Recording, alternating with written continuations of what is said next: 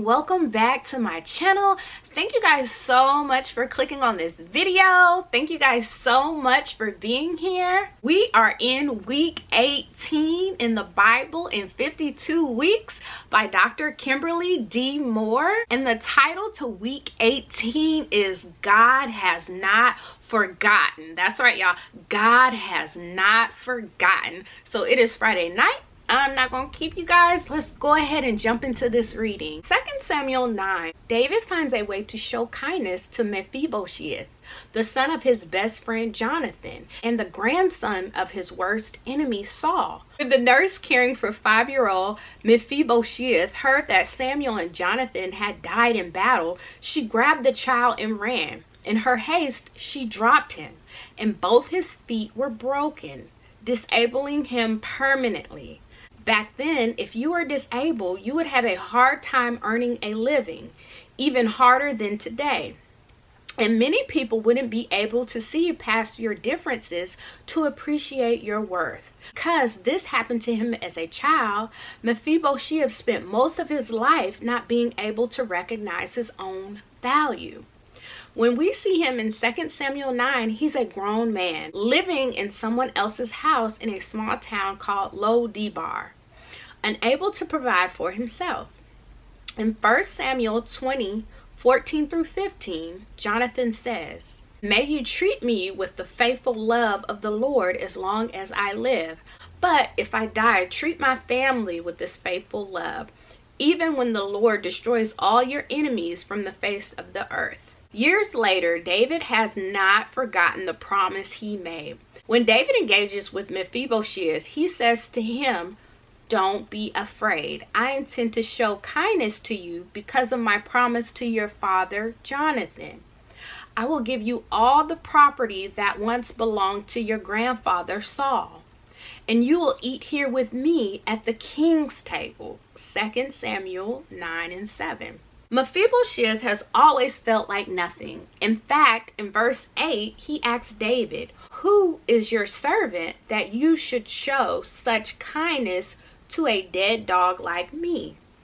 He very possibly wants to be forgotten because of the wicked things his grandfather Saul did. But David wants to bless him because of the promise he made to his father Jonathan. Mephibosheth can't fathom anyone showing this type of favor, but God has plans beyond his comprehension. God has not forgotten about you either. It has nothing to do with you or anything that you've done, right or wrong. It's all because of God's favor. Even if it seems against the odds, there is still favor over your life. The blessing that God has for you are coming in spite of you, not because of you. The truth is, we're all flawed, but God looks past those flaws and still supplies our needs. He even gives us some of our wants. God still has you on his mind. Like Mephibosheth, you may not feel favored, but you are highly favored. You may not feel blessed, but you are better than blessed. So the author is reminding us that God has not forgotten. No matter what you may be going through, no matter what the situation or how the outlook may be, God has not forgotten you. God's favor will show up in ways like you might not have even imagined. I'm sure Jonathan's son did not think that David would come, not only come get him, not only get him, take care of him, not only take care of him, but give him all of his grandfather's possessions. Like, I'm sure he didn't think that, but God is so good that sometimes even when we don't think in ourselves and we see Jonathan's son just in disbelief, but guess what? God is so good. God is so good. He'll put people around you to bless you, even where you can't see yourself fit for this blessing. God will say, "Nah, you my child. I got you." So we just need to remember that and remember our worth. And I'm not in a cocky way, remember your worth, but just in a humble, in a confident way, because we belong to the Most High. God loves us and he has a plan for us. He has a promise for us. His favor is on our lives. So we just have to remember that we're his children and know our worth, and remember God don't forget nothing. That's like my mom always tell me, God don't miss nothing. Nothing. We may miss some stuff, but God doesn't, okay? So just always take that with you and remember that. All right, guys, so let's get into these points to ponder. Number 1, has there ever been a time in your life when you couldn't see your own value? What were the circumstances surrounding that season in your life?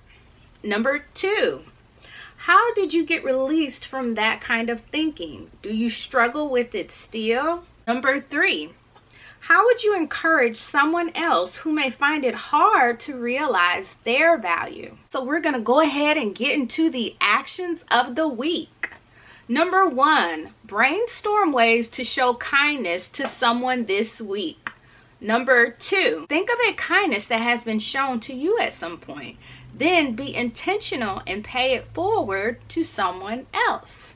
Number 3, find a way to put a smile on the face of someone who you know has been low in spirit. Number 4, send someone a message and remind them that God has not forgotten about them. These are just some wonderful, wonderful actions of the week this week. So we're going to go ahead and get into our daily readings. As always, the scriptures will be listed down below in the description box. So if you don't catch them all while I'm saying it, just go ahead down, click the description box, and they'll all be listed there, all right? Day 1, 2 Samuel 9 through 12. Day 2, 2 Samuel 13 through 15. Day 3, 2 Samuel 16 through 18. Day 4, 2 Samuel 19 through 21. Day 5, 2 Samuel 22 through 24. Day 6, Psalms 38 through 41. And day 7, as always, catch up on any readings you have missed. I hope that you guys are doing well and being blessed. This weekend is Mother's Day weekend. So I want to say a big, big, big shout out to all the mothers out there. Happy Mother's Day. And an extra, extra special shout out to my mother. Happy, happy Mother's Day to you, boo. Our mothers are so, so, so special and so significant in our lives. And I just want to tell my mom, well, I tell her this every day, but I love you and thank you for everything. My mother always have my back. My mother have always had my back. She always cheer me on, no matter if I'm good at something or if I'm bad at something. She always be there cheer me on, and she always have had so much love for me and just intentional love, intentional with being a mother with me and my sister, and just like my best friend. My mom is my best friend. But I just want to say happy Mother's Day to you, boo. And like, I'm saying it on here, but I tell you this every day. We talk every day. And but yeah, just a big up to you. I love you. And shout out to all the mothers on Mother's Day. I hope that your weekend is just so special and filled with love, because you deserve it. And not only on Mother's Day, but every day. You are appreciated every single day, mom. Y'all have a blessed, phenomenal weekend. I hope that you're able to do whatever you want to do. If you want to relax and sleep all weekend, kudos to you. If you want to go out and turn up, kudos to you. Whatever it is that you want to do this weekend, I hope that you get a chance to do it.